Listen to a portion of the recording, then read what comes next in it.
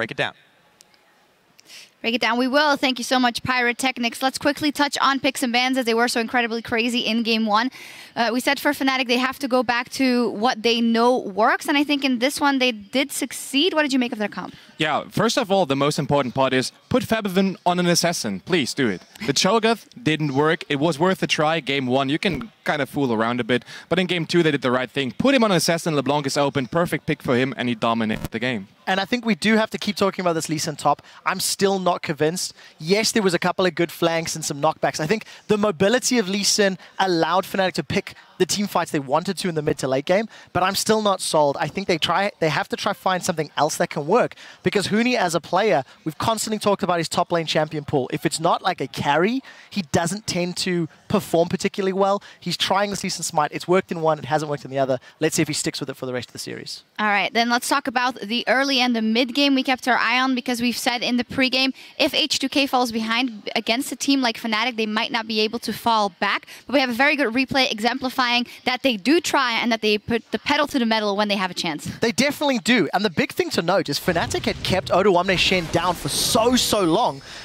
But over the next few minutes, he was able to farm himself back up. Now, this particular team fight is Fnatic using their comp effectively. Huni actually teleported in behind, used the skirmish power that Lee Sin has in his kit, and Fnatic get 2 kills. You think, great, now they're going to put some pressure on tower, but then as a team, they seem to just overcommit and maybe get a little too greedy.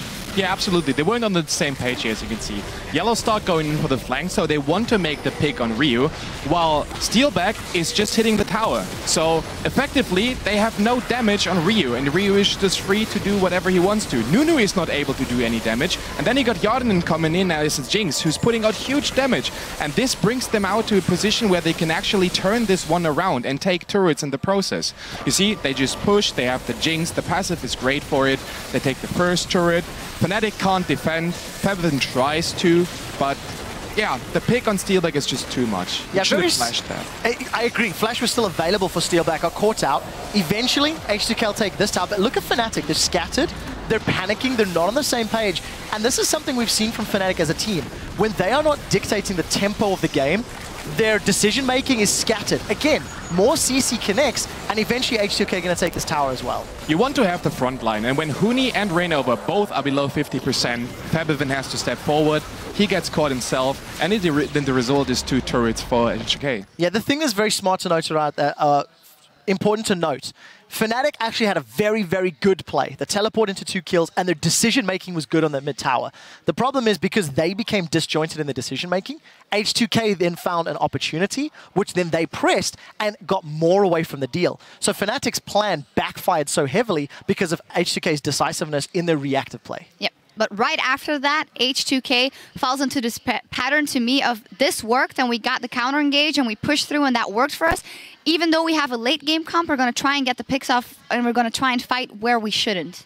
Yeah, like the Drake fight that's coming up as an next let's put that up as a perfect example for a fight you should not have taken. You got Huni on Lee Sin with the smite and you got a Nunu. So there is no way that you're going to smite steal this one. The first thing you have to do is decide, either I'm going to trade for an objective or I'm going to team fight way earlier. Fnatic in this situation already committed. And as you can see from the backline, Steelback is just untouched. Like, you can't smite steal this Drake. There's no chance. And then just look at the positioning of Steelback. He is untouched, takes the first kill, puts out huge amount of damage, and got completely ignored by everyone from H2K. The only one who really cares about him is Ryu, as we can see up in the follow-up. And he's all alone, with everyone peeling for Steelback. So this team fight, just a bad decision-making from H2K. I agree, and H2K have been gifted a very long laning phase. Cassiopeia and Jinx were given an extensive period of time thanks to those tower trades early on. Had H2K just given that dragon up, maybe farmed themselves up to fight a little later, things could have gone very differently. Because of those kills, the dragon and the waves that Fnatic could then pick up, they got themselves a 3,500 gold lead that Fnatic then used their mobility and their map control to close out the match. Yeah, one last thing that also exemplified the fact that H2K was a little bit struggling and coming back. You pointed on when, I believe it was the second time they tried to go for Baron. They didn't set up any vision before that at all. They had one ward on Baron, and they are so good at controlling the vision position in those early stages of the game and setting it up for objectives. But from behind, it worked versus you guys. It doesn't work versus a team like Fnatic. That's exactly the absolute correct point. It worked against us because we weren't that decisive and not that strategical format as Fnatic is. But against Fnatic, they are just too routine. Like, if they have the lead in the mid game, they're going to snowball the thing at home. Yeah, and super short point to add on there as well. The fact that Kasing was not on a heavy engaged support, the Thresh a little bit more reactive, a little bit more peel-oriented, meant that they didn't have the same opportunities and tools. So we need to see how his champion pool will be affected in the rest of the games. Yeah, this time it's time for H2K to adapt. And for now, we need to take a break. But when we return, Fnatic get another shot on the blue side of the Rift in Game 3. Don't touch that browser. We'll be right back. Don't get like too relaxed over it because like the hard part is just coming right now.